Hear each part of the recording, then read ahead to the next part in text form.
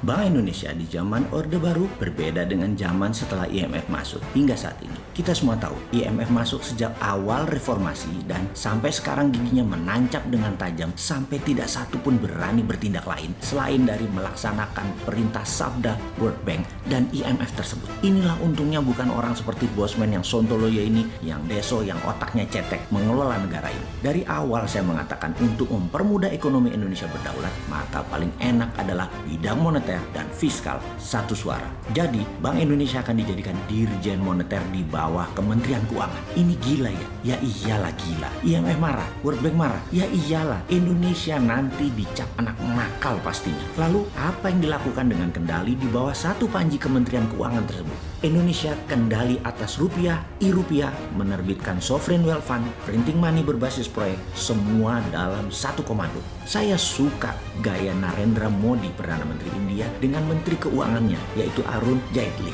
Berdua manuvernya cantik banget, kompak, dan kalau rapat hanya berdua saja. Tahu-tahu gebrakannya revolusioner. Tax amnesty yang ditiru Indonesia, yang ternyata gagal, merupakan prestasi India oleh Arun Jaitley, yang setelah itu pembangunan India cepat sekali tumbuhnya di atas 7% setahunnya dalam waktu yang cukup panjang hingga tahun 2015.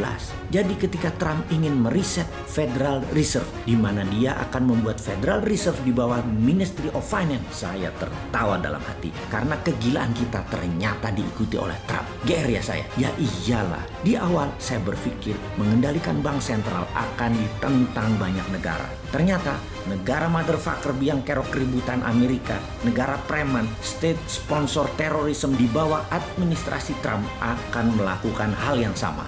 Lalu setelah mengendalikan Federal Reserve Amerika, mereka akan menerapkan gold standar dalam printing money dolar di kemudian hari. Di luar aset hutang negara-negara peminjam IMF dalam tanda petik yang tetap menjadi underlying printing dolar. Ada dua lapis sekarang dolarnya jaminannya. Satu, aset hutang negara peminjam IMF. Dua, gold. Ini wendeng dan ini melawan globalis cabal secara head to head, di mana globalis elitis cabal itu akan menggunakan algoritma currency seperti Bitcoin dan Libra, di mana kalau digital currency globalis jalan, dolar tanpa underlying emas, maka globalis akan menang peperangan di dalam kendali mata uang. Kita semua tahu sebuah perkataan, you control food, you control people, you control energy, you control country, you control currency, you control the world, you control health, you control life. Jadi dalam mengendalikan currency, Anda akan mengendalikan dunia.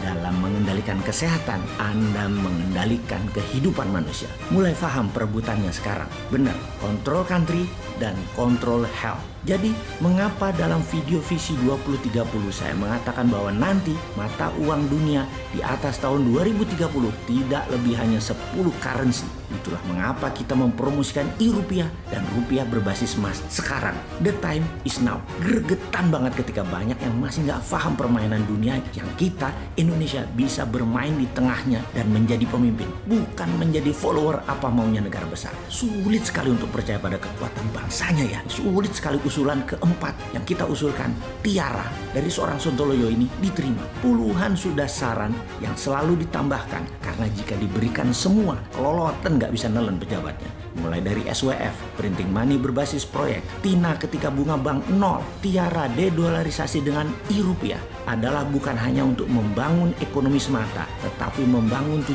pilar bernegara berbarengan. Belum lagi kalau ternyata battle space oleh Tiongkok dan Amerika diletuskan, pasti gelegepan lagi, bingung lagi. Padahal code name Star War sudah diluncurkan kemarin. Beginian ada nggak yang monitor sih?